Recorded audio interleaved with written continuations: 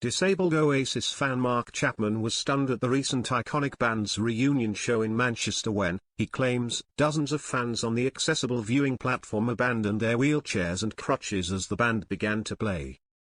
"I couldn't believe it," said Mark, who has lived with Duchenne muscular dystrophy since childhood and has used a wheelchair since age 9.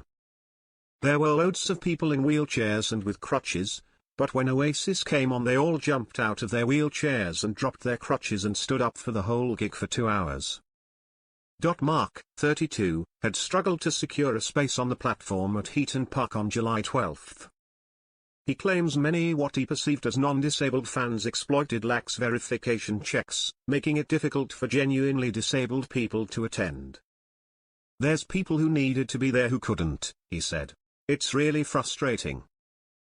Carer Sam Priest added, "We were joking, Jesus Christ must have been on the platforms, there were so many miracles performed that night." Despite the disappointment, Mark, a lifelong Oasis fan and seasoned gig-goer, said the night still meant everything. "At least I was actually there and I could see it and hear it, and I enjoyed it. It was a dream come true, basically." Thousands of fans tried their hardest to get their hands on tickets to the Oasis comeback tour after the band haven't performed together for 2 decades. Liam and Noel Gallagher returned their native Manchester as they performed at Heaton Park in front of 80,000 fans.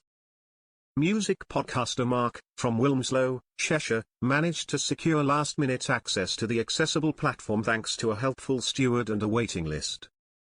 What shocked him was seeing so many people using mobility aids 1 minute, then dancing and leaving them behind the next.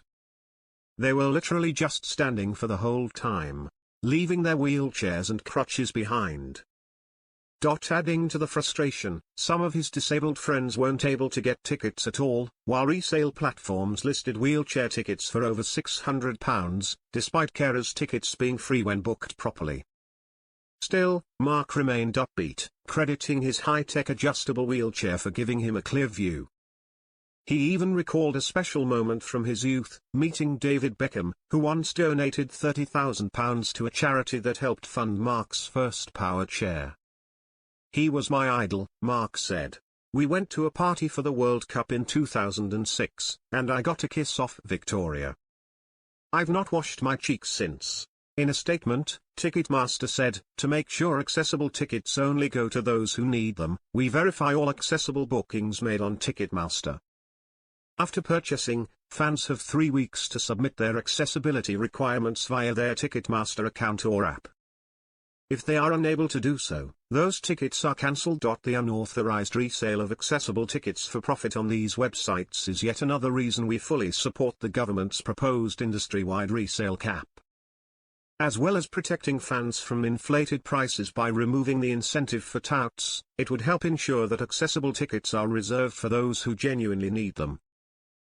Meanwhile, Viagogo, a platform which had accessible tickets priced at £634 for a pair, told the Mail Online, "Viagogo takes the integrity of event access very seriously and all listings have to adhere to our rules and regulations. When sellers list tickets with accessibility designations, such as a wheelchair user, they are required to clearly state this on the listing. Any buyer purchasing one of these tickets will have to provide valid proof of disability before the transaction is able to be completed. If the buyer is unable to provide proof, then the transaction is cancelled by Viagogo. This is part of our ongoing efforts to ensure tickets intended for fans with disabilities are used appropriately and fairly,